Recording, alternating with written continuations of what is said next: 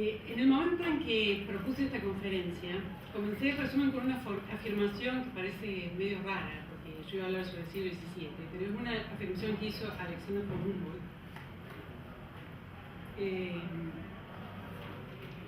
Inspirada en su viaje por América a fines del siglo XVIII y comienzos del XIX, 1799-1804.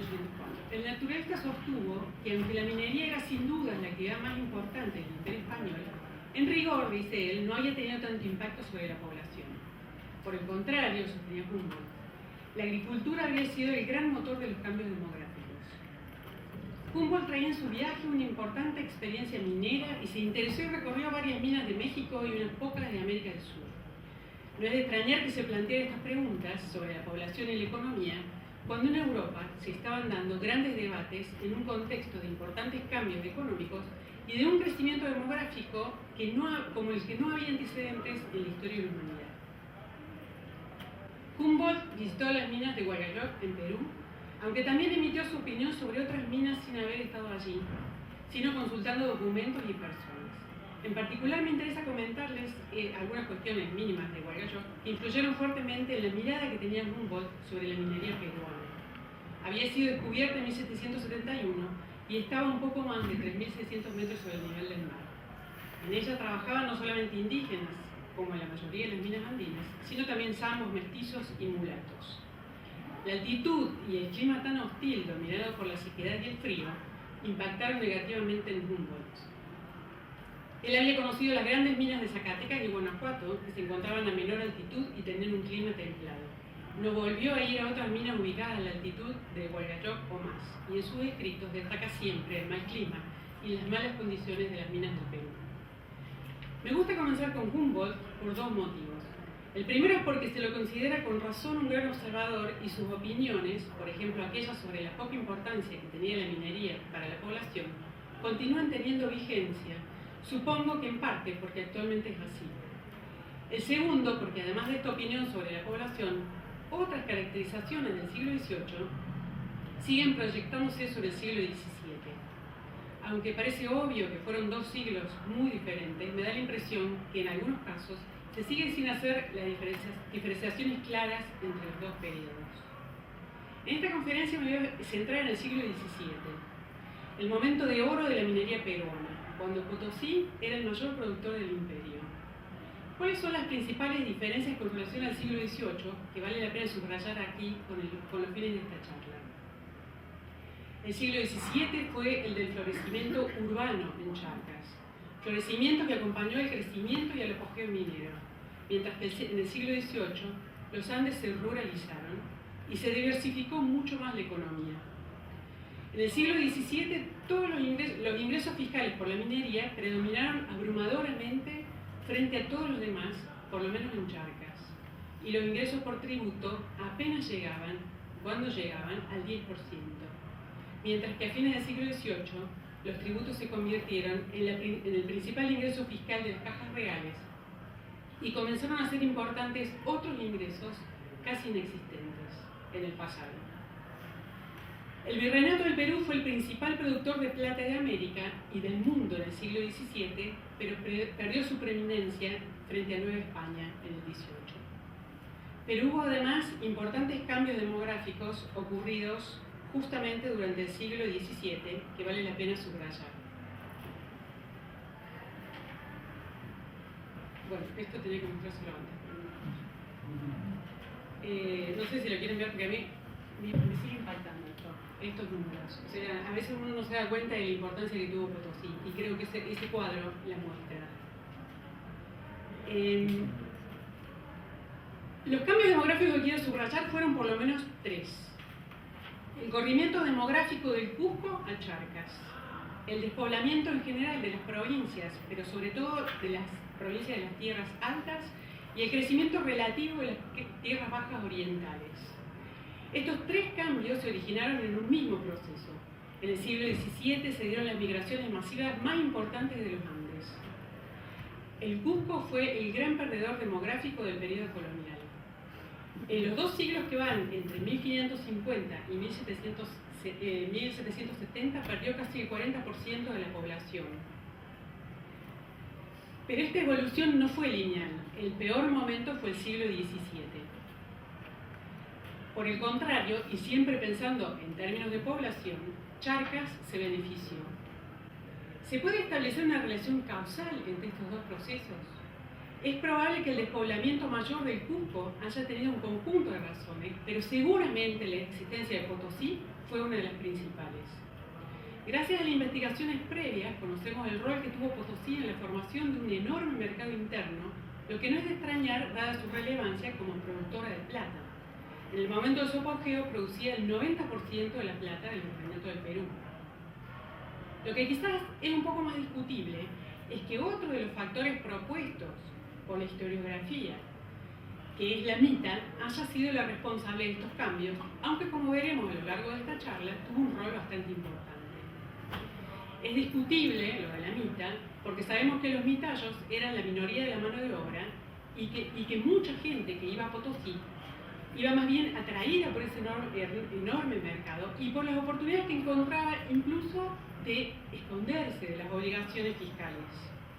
Sin embargo, el carácter forzado de las migraciones de los mitayos hizo que se movilizara población desde los rincones más lejanos del virreinato, que quizás no hubieran ido necesariamente a Potosí o no se hubieran quedado allí de la misma forma que lo hicieron. Conocemos las líneas generales de este proceso gracias a los trabajos de Sánchez Albornoz, Allen Evans y Riseño, entre muchos otros. Me basé en ellos y en otros escritos sobre el Perú de carácter más monográfico para hacer este cuadro. Sin embargo, el número que más me costó, más difícil de reconstruir, fue el del siglo XVII. Y en este cuadro no es muy confiable todavía. Hay algunos trabajos monográficos que permiten conocer lo que pasaba en algunas provincias puntuales, pero los trabajos generales no son completos para toda la región. Esto ocurre porque están basados o en una parte de la tasa realizada por el virrey del Perú, Duque de la Palata, sobre los datos de la visita que ordenó, o sobre un informe que recoge únicamente la información de los tributarios. El siglo XVII, que es justamente aquel en el que se dieron las mayores transformaciones demográficas, todavía presenta muchos rincones oscuros para indagar. Actualmente estamos desarrollando un proyecto que está basado justamente en la numeración general del Duque de la Palata, de 1683, justamente con el objeto de indagar acerca del impacto que tuvo la minería en la población de Charcas, en su mundo del trabajo, entre muchos otros temas.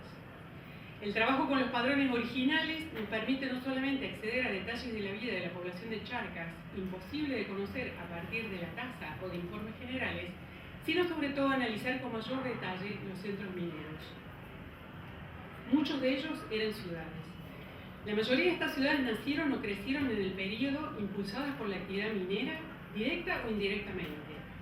La numeración no permite reconstruir completamente el Potosí indígena, que aunque ya estaba transitando por un periodo de menor producción de plata, todavía era un centro urbano importante. Pero sí podemos conocer algunos detalles de quienes vivían allí, en particular de los que habían llegado de las provincias mitayas, como les comentaré un poco más adelante.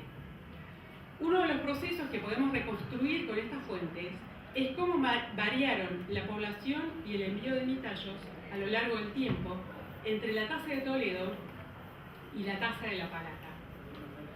Sabemos que fueron 16 las provincias afectadas por la mita, pero no todas perdieron población del mismo modo. En este cuadro hice una selección de las provincias mitayas más pobladas de Charcas en tiempos de Toledo para ver cómo evolucionaron hacia fines del siglo XVII. Combiné este dato con algunos otros relativos a la mita. Quisiera comentar brevemente algunos detalles de los números de este cuadro. He utilizado para comparar los números que proporcionan dos fuentes equivalentes que son las tasas. Aunque el procesamiento de los padrones de La Palata, que llevamos más o menos en un 70%, me permite decir que la tasa no refleja siempre lo que decían los padrones.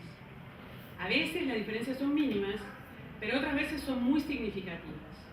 Pero quise usar la tasa de La Palata porque me parecía mejor la comparación, ya que para el periodo de Toledo solo podemos usar su tasa. Para 1578 utilicé los números de la mita gruesa de Pablo Zagalski, que está aquí, que es la mita a la que estaban obligadas las provincias y no necesariamente son los números de los que fueron a cumplir la mita Potosí. Sucede que no hay muchos datos de la población que efectivamente está en Potosí, pero pienso, no sé, quizás Pablo me puede contradecir, pienso que podemos pensar que por la cercanía de la fecha con las ordenanzas de Toledo, quizás esos números y los de los efectivamente presentes no serían tan distintos, quizás. En cambio, en 1683 utilicé los números de la población empadronada como mi talla en la tasa. Es decir, son los que al menos teóricamente estaban en Potosí desde el punto de vista de las autoridades étnicas. El procesamiento de los padrones me permite decir que este número declarado era más de 2 veces inferior al real entre comillas, ¿no? Al que puedo encontrar a partir del procesamiento de los padrones. Pero como todavía no tengo la información de todas las jurisdicciones, prefiero trabajar con este dato bajo el supuesto que si está sesgado, lo estará para todas las provincias del mismo sentido. Son muchos supuestos, pero bueno, son los números que tengo. Como pueden ver, la evolución de las cinco provincias es muy diferente. Las dos más pobladas de fines del siglo XVI fueron las únicas de estas 5 que perdieron población. Y también fueron las que mayor porcentaje de mitallos tenían en Potosí a fines del siglo XVII. Destaca, por cierto, Carangas, que es un caso sobre el que volveré. Sintéticamente podemos decir entonces que aunque en líneas generales es cierto que hubo un mayor despoblamiento de las tierras altas, en particular de las provincias mitallas, si nos referimos a los casos en particular, encontramos importantes diferencias e incluso casos contrarios a la norma que requieran explicaciones. Este cuadro pone parcialmente en cuestión el rol de la mita en el despoblamiento. Para evaluar esta afirmación me voy a detener en algunos ejemplos que sostienen que la mita sí fue relevante en el despoblamiento y otros que la discuten, para finalmente intentar algunas reflexiones generales. Voy a comenzar con un mapa que conocen todos los arqueólogos, que es un ejemplo muy diferente a los mencionados, aunque está dentro del área de influencia de Potosí, en Charcas. Se trata de una provincia no mitaya, Lipes. Voy a analizar cuál fue la principal causa de las enormes transformaciones demográficas que sufrió en el siglo XVII. El territorio que fue el corregimiento de Lipes durante la colonia fue caracterizada por Axel Nielsen, un arqueólogo especializado en la región, como parte de la circumpuna, en un extenso territorio donde los recursos naturales estaban distribuidos en forma muy desigual, generando concentraciones tanto de los recursos como de la población. Nielsen los llamó nodos. Estos nodos estaban rodeados de un enorme espacio donde había menos recursos relativos y también donde la población habitaba solamente en forma muy dispersa o directamente no vivía nadie, y eran espacios en los que la gente solamente circulaba o los aprovechaban para cazar, recolectar o buscar minerales.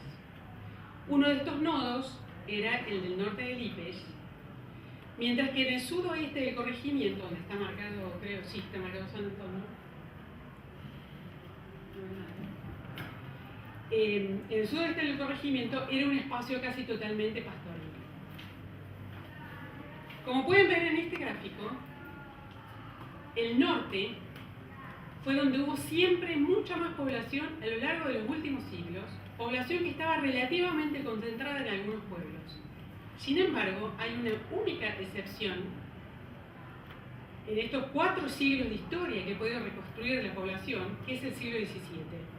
En aquel momento se invirtió la relación y el sur fue la región más poblada. Esto fue posible por el descubrimiento y la explotación de una enorme mina de plata, donde se concentró la mayoría de la población migrante, San Antonio del Nuevo Mundo. En este mapa podemos ver cómo varió la distribución de la población de Lipes a lo largo del tiempo. En 1603, antes del descubrimiento de San Antonio, que fue un año en que se realizó la primera visita de reducción, el 87% de la población empadronada vivía en el norte y solamente un 4% vivía en el sur. Había también un pequeño porcentaje en el norte del Salar de Uyuni, que incluimos en los análisis como norte, aunque su comportamiento difiere ligeramente de la población del sur del Salar. Esta distribución cambió significativamente. Cambió significativamente en el siglo XVII, cuando vemos que el 70% de los empadronados vivía distribuido en el sur. aunque con una enorme concentración en San Antonio. Este es un mapa que hice con una visita de tierras, que se puede ver muy claramente la concentración. Gran parte de los que vivían en San Antonio o en sus alrededores habían llegado desde el mismo corregimiento de Alipes, y otros habían llegado desde lugares tan lejanos como el Cusco, que seguramente no venían directamente del Cusco, porque ese mapa de migración es el mapa de la Mita. Entonces, pienso yo que es bastante probable que muchos de los que llegaron a San Antonio habían hecho su experiencia previa y ya estaban hacía más de una generación viviendo en Potosí. Pero muchos también habían llegado desde Lipe, desde los antiguos poblados que estaban al sur del Salar. Este mapa sugiere muy claramente que la mayoría provenía de distritos mitayos, lo que podría significar además que llevaban el conocimiento previo de la tecnología de la amálgama con mercurio aprendida en Potosí y desarrollada en San Antonio, o que provenían directamente de Potosí, aunque portaban el lugar de origen previo de su residencia en dicha villa. Era una migración especializada en su mayoría.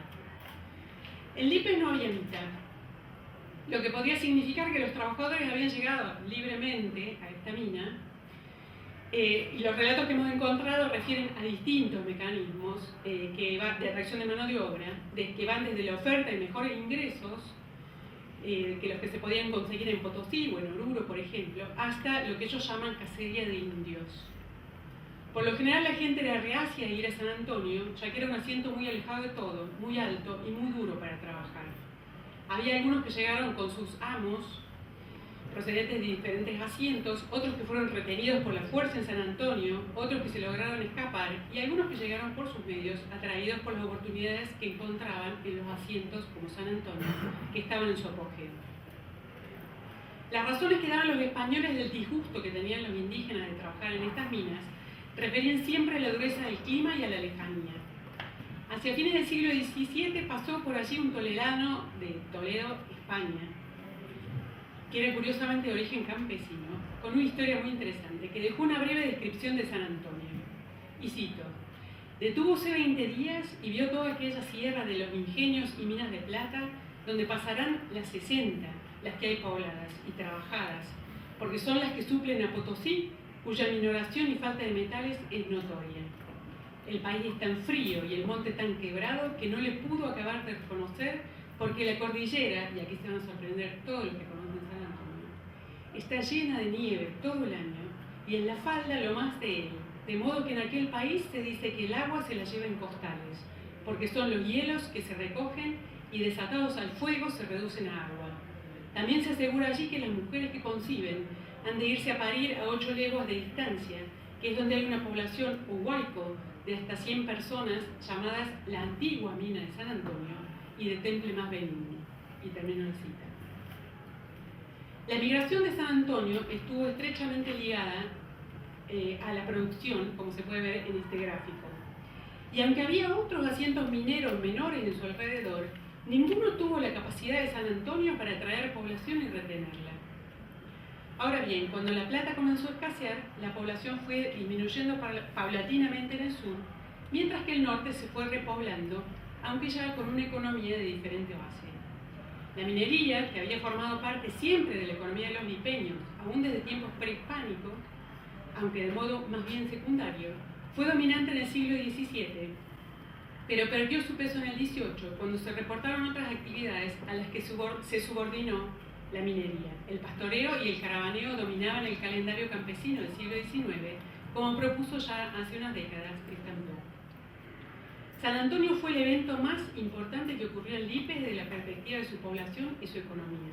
Fue mucho más importante que Potosí, aunque por cierto muchos lipeños iban a dicha villa a trabajar, a vender o intercambiar sus productos e incluso fueron forzados a las panaderías a fines del siglo XVI. Pero Potosí no despobló Lipes, ni cambió sustancialmente su economía. Lo hizo San Antonio. San Antonio muestra un caso contrario a la hipótesis de Humboldt, un caso en el que la minería fue la principal causa de las transformaciones de los patrones de poblamiento del territorio. Fue la actividad que atrajo más población y a la vez fue incapaz de retenerla cuando ya no había una producción de la magnitud de San Antonio en su apogeo. Esto se puede ver en este mapa, que muestra la variación de los porcentajes de la distribución de la población hacia fines del siglo XVIII y hacia comienzos del XIX. Pero hubo también otros cambios más sutiles en Lípez, generados por la minería, los ocurridos al norte del Salar. La población del norte del Salar fue afectada por la minería casi siempre de forma diferente al resto de Lípez. En primer lugar, no estuvo tan sujeta a la migración a Potosí, que era bastante importante a fines del siglo XVI. Estuvo sujeta, en cambio, a otra mina llamada Salinas de Garcimendoza. Esta mina, mucho menos importante que San Antonio, comenzó a producir a fines de los años 1570 y continuó en forma intermitente. Para poder contar con mano derecha cerca de ella, se llevó a una parte pequeña de la población del sur del Salar a vivir al norte del Salar, población que se puede observar en 1603. Era solo un pequeño porcentaje de la población de Lípez. El norte del Salar no se vio tan afectado por el descubrimiento de San Antonio, ya que casi no se llevó a nadie a trabajar a ese asiento. Y si bien estuvo sujeta a los vaivenes de Garcimendoza, tuvo otros desarrollos económicos. Hacia fines del siglo XVIII se había convertido en uno de los pocos oasis quinueros de Lípez. El caso de Garcimendoza es interesante a la luz de San Antonio porque muestra cómo es de diferente el impacto en la población de un gran centro minero o de uno pequeño. Potosí y Sumita, en cambio, influyeron en forma muy notable en Carangas, como vimos en el cuadro de tributarios y mitayos. A lo largo de todo el periodo colonial, la población de Carangas disminuyó dramáticamente y comenzó a crecer recién después de un siglo, y muy lentamente, sin alcanzar nunca los niveles que tenía antes de la llegada de los españoles. La principal causa de este despoblamiento, según declaran sus autoridades durante la visita ordenada por el rey Marqués de Mancera en 1645, fue la participación en la mita potosina. No solamente estaban allí gran parte de los adultos y de los diferentes ayllus, sino sobre todo las autoridades que, según dicen ellos, habían desamparado sus pueblos. Y les leo algunos de los encabezados de los padrones. Este ayllu de Collana está destruido y perdido, y por estarlo entera por él y por sí en Potosí. Este ayllu de Cala se va destruyendo porque ayuda a enterar la mita y demás obligaciones al ayllu de Contoriri, que está destruido y que es el que sigue. ¿Estaban todos estos ausentes en Potosí? La visita de 1645 es tan lacónica que es poco lo que podemos constatar más allá de estas afirmaciones que hicieron las autoridades. En cambio, la visita ordenada por el duque de La Palata contiene mucha más información y muestra una gran continuidad con la visita anterior. Entre otras cosas, tiene un conjunto de padrones muy interesantes que fue realizado en Potosí, que muestra que en 1683 la comunidad más grande de Carangas era la que vivía en Potosí. Casi un tercio de los Carangas vivía en esa villa y eran más que la suma de los dos pueblos más numerosos de su territorio nuclear. Lo detallado de este padrón nos permite confirmar algo que ya sabíamos, aunque no siempre con el grado de detalle que podemos acceder ahora. Que no solamente estaban allí los mitayos, sino también sus familias y muchos que habían ido antes y decidieron quedarse. Muchos cuyos hijos nacieron en Potosí y se estaban empezando a llamar criollos, y otros ejemplos más. Los padrones de las visitas de La Palata dicen más cosas con relación a los Carangas. Las autoridades declararon que la mitad de quienes se habían ido de su corregimiento vivía en algún sitio minero ubicado fuera de la provincia y en los lugares más diversos, aunque el predominio de Potosí como lugar de residencia de los ausentes es indiscutible. Y eso estaba ocurriendo a pesar de que en la misma Caranga estaban explotando algunas minas localizadas en dos asientos que comenzaron, no comenzaron, pero se conoce, digamos, su producción más importante colonial a mediados del siglo XVII, y en su momento fueron lo suficientemente importantes como para que se creara una caja real. En 1683 no estaban en su apogeo, pero aún continuaban en producción. A esos asientos también había migrado parte de la población provincial y otra foránea, lo que tuvo como consecuencia que se revirtiera mínimamente la caída demográfica que se observa desde 1570.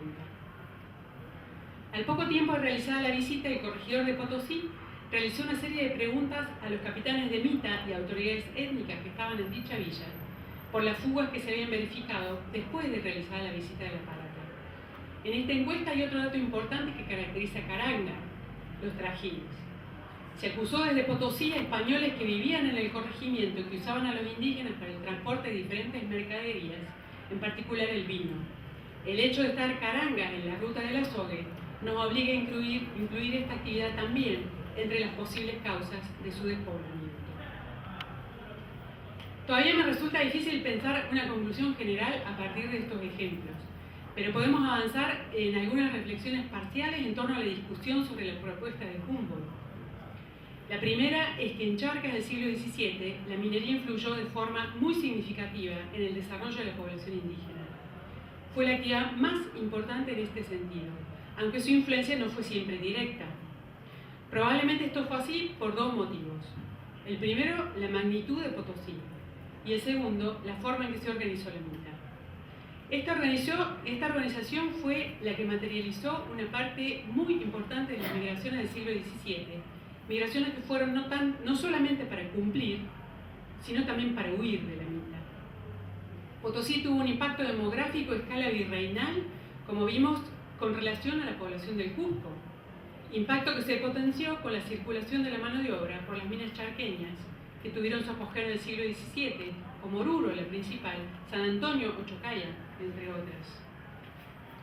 La MITA afectó de forma diferencial a las provincias involucradas en esta organización. Para poder analizar con más detalle estas diferencias, todavía faltan algunas monografías regionales, es un trabajo que estamos haciendo. Sin embargo, podemos decir que mientras la población de algunas provincias disminuyó claramente en el periodo comprendido entre Toledo y La Plata, la de otras, en cambio, creció. La cantidad de mitayos presentes en Potosí, además, fue muy diferente según las provincias. La próxima reflexión que tengo gira en torno a las minas locales. Su tamaño, pero también su duración, importan a la hora de analizar el impacto que tuvieron sobre la población. Y habría que agregar, yo seguiría agregando, digamos, que importa también la mitad. Las minas relativamente grandes recibieron mucha población, gran parte de la cual provenía del área mitaya, y un poco menos de otras provincias, afectando la demografía regional, a veces de un modo muy significativo, como vimos en Lípez. Su impacto fue mucho más acotado geográficamente, aunque alteró la demografía y la economía por varias décadas, e incluso por siglos. En el caso de Caranga, la minería local fue mucho menos importante que la potosina, desde el punto de vista de la demografía. A diferencia de Lípez, los Carangas estaban obligados a la mitad. Pero además me parece que las minas de Caranga fueron menos importantes en términos de producción y de duración que las de los Lípez. El caso de Caranga sería más comparable quizás con el de Chayanta, en el sentido que eran dos provincias mitayas, y sus minas se explotaron más o menos para la misma época, aunque el apogeo de Aullagas fue más largo en el tiempo. Pero ya a esta altura, a la altura de la visita de La Plata, el impacto de la mita había sido menor en Chayanta que en Caranga, por lo que habría que pensar en algunos otros aspectos que pudieron haber influido, entre los que podría estar, por cierto, la capacidad local de organizarse mejor frente a las presiones coloniales, la mayor disponibilidad de recursos alternativos, la participación en los trajines, entre otras cosas. La siguiente reflexión tiene que ver con las minas más pequeñas, que son muchas de las que nosotros estudiamos, muy difíciles de ver y de encontrar en los documentos. Están prácticamente en todas las provincias y se explotan a lo largo de toda la colonia, aunque a veces en forma muy fugaz. Hemos visto cómo estas minas pequeñas no alcanzan a afectar de manera significativa a la población local, aunque por cierto sí se puede ver su influencia. En el caso, por ejemplo, de Salinas García Mendoza o de algunas minas del sureste de Lípez, como San Pablo, Santa Isabel o Moruco, ese es el caso. Estas minas fueron capaces de retener un poco la población, de incrementarla levemente y probablemente interfirieron menos con otras actividades locales. Finalmente quisiera hacer una reflexión más metodológica. Resulta muy difícil comparar asientos mineros, a mí me resulta difícil, porque su producción, necesidad de mano de obra es muy cambiante en el tiempo. Esto significa que no tenemos información para todos en el momento de su apogeo. No podemos comparar su dimensión o su población, salvo en momentos muy acotados. O sea, nos faltan fuentes. Sin embargo, creo que los podemos percibir indirectamente a partir de los efectos que produjeron en el desarrollo de su población, que puede ser, creo, un indicador interesante, indirecto de su presencia o del estado productivo en el que se encuentra. Gracias.